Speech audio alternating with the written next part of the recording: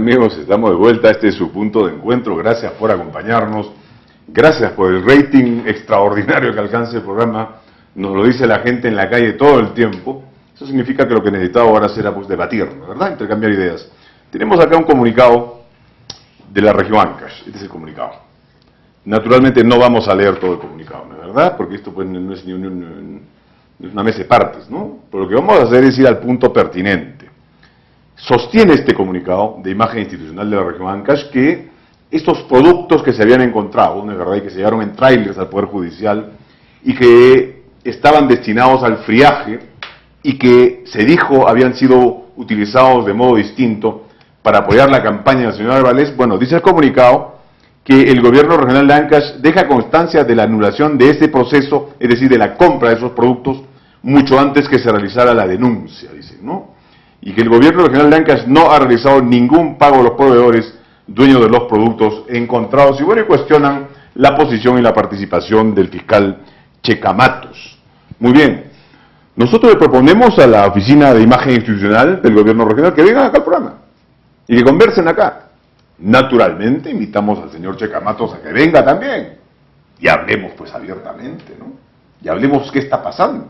Yo creo que eso va a aclarar las dudas, le va a dar oportunidad a este magnífico fiscal que es Checamatos, le va a dar la oportunidad de exponer sus ideas, le dará la oportunidad también a la Oficina de Imagen Institucional y el pueblo será el que se beneficie con esto. Porque entonces todos sabemos qué es lo que realmente ha pasado. Porque lo que tiene que quedar claro es que el pueblo no tiene un pelo de tonto y entiende todo, ¿ah? Bueno, César, Edgar, ¿algún tema en debate? Bueno, yo quería diferenciar cuando nosotros hablamos de posibles medidas de protesta, Ajá, medidas de rechazo a un determinado sistema político o una determinada gestión de un determinado gobierno, es que debemos diferenciar lo que constituye una protesta y lo que constituye un pliego de reclamos de lo que significa las necesidades de un pueblo. Entonces, lo que sucede es que cuando empiezan las huelgas, los paros, las movilizaciones y empiezan los cuestionamientos públicos a las autoridades, un poco que nos olvidamos de las necesidades básicas del pueblo. Es decir, nos quedamos en el nivel del reclamo, del pliego, las posiciones ideológicas, ¿qué tanto daño hacen, no? ¿Qué tanto daño hacen? Nos quedamos en eso y nos olvidamos de las necesidades básicas. Y una necesidad fundamental es movilizar la economía en la región, punto. Oye, pero es que tan simple como eso. La gente vive de la economía, la gente no vive de ideologías. Pero perdóname, Edgar, es que tocas un punto de fondo.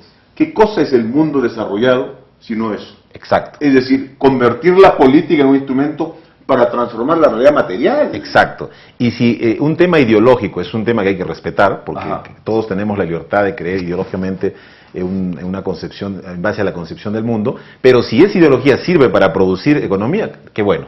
Pero si condiciona y la afecta, ya no está bueno, ¿no? Exacto, por ahí va el problema.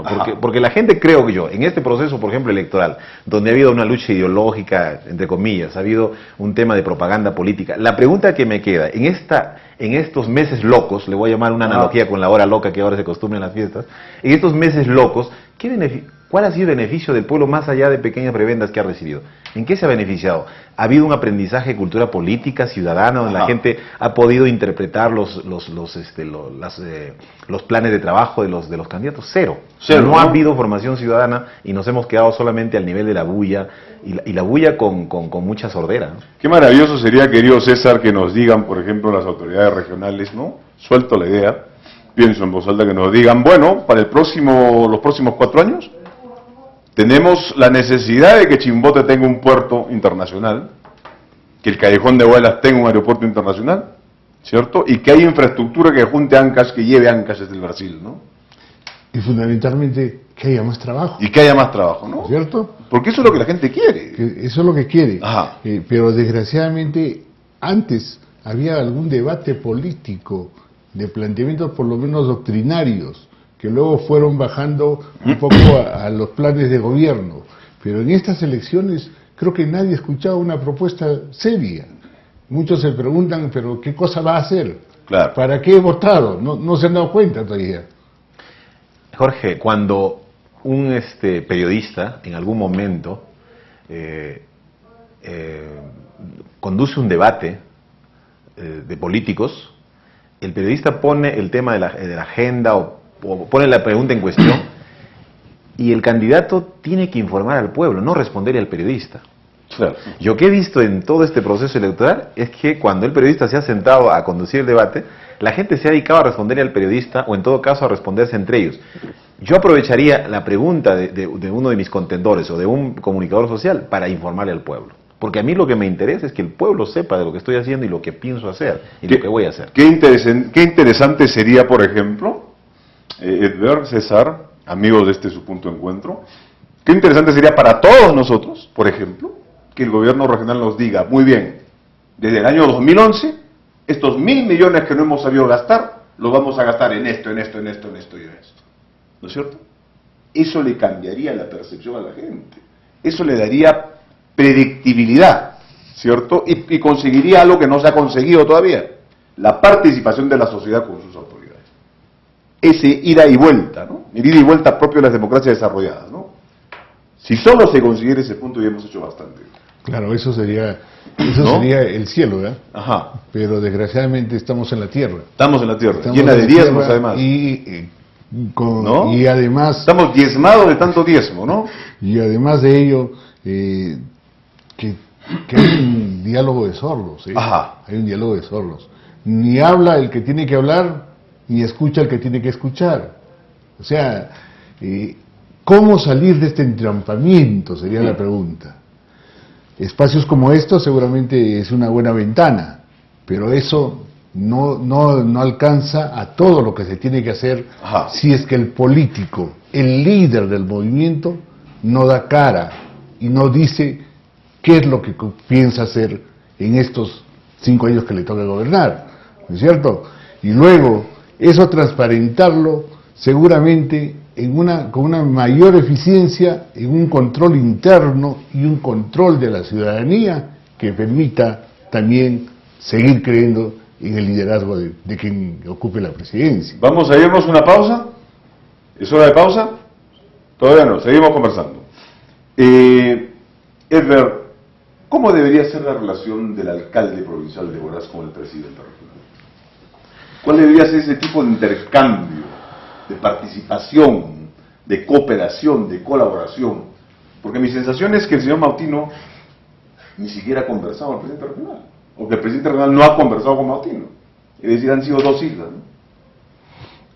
Eso es una responsabilidad enorme de un gobernante. Primero, entender que luego del triunfo electoral, la primera obligación como gobernante es mirar hacia los costados. Ajá. Y decir con quién voy a trabajar. Antes de ir a resaltar la importancia que tiene el trabajo de un alcalde con el presidente regional, pensemos el trabajo del alcalde provincial con sus alcaldes distritales. Ese es el tejido fundamental que se necesita consolidar en nuestra región. Es que el alcalde provincial tiene que trabajar con sus alcaldes distritales, pero al mismo tiempo también con sus regidores. Luego, desde un enfoque territorial, pensar en el trabajo sinérgico entre los alcaldes más próximos. Si hablamos del Callejón de Huaylas, tenemos ¿cuántos alcaldes desde Caraz hasta bueno, en general, en todo Aucas 666, claro, ¿no? Distritales, pero si hablamos de los provinciales, tenemos desde Caraz hasta Recuay 5 provincias. 5 provincias. Que deberían corporativamente sentarse en una mesa y decir, el desarrollo de la zona del Callejón de Huaylas no es un desarrollo de Huaraz ni de Yungay por separado, es el desarrollo del Callejón de Huaylas, tan igual como hablaríamos de Conchucos y de la zona costa. Y luego eso, 5 alcaldes más sus alcaldes distritales con su presidente regional. Sería una maravilla. Trabajando y viendo proyectos a largo plazo. El gran problema es que, más allá de la responsabilidad que tienen quienes están a la cabeza, tenemos que entender también que quienes están atrás, desde el primer día que entran como autoridades, ya están pensando en ir a la provincial, ya están. O el otro está pensando en ir a la regional, o el otro está pensando en irse a la presidencia de la República. Es decir, no aterrizamos en trabajar lo que el pueblo nos ha encargado. Es decir, César, la visión antropomórfica de la política sumada al atrincheramiento acaba de pervertir el sentido de la política, ¿no? Porque el sentido de la política no es otra que beneficiar a los demás, elevarle la calidad de vida a la gente. A la gente, exactamente.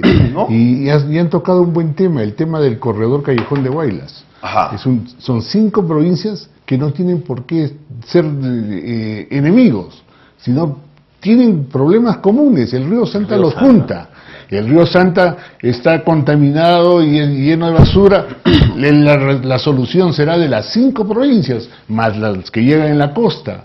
¿Se necesita el corredor del Callejón de Huaylas para el turismo? Sí se necesita. Tienen que estar interesados los 5 alcaldes. Y tenemos así temas claros en los cuales tendría que trabajarse como una mancomunidad que también está legislada. Y que además tiene premio. El Estado les da un porcentaje mayor por hacerse una mancomunidad. Pero no aprenden eso. No aprenden, ¿no? No aprenden eso. Lo primero que hacen al sentarse es ver quién va a ser su gente de confianza y que le cuide la espalda, porque dicho sea de paso, alcalde que llega, al día siguiente ya no está seguro de su silla. Ya no está seguro de su silla. El teniente alcalde quiere ser alcalde, ¿no? Ya quiere ser. Al minuto. Bueno, ya, vámonos a una pausa, ¿no? Pausa, ya venimos.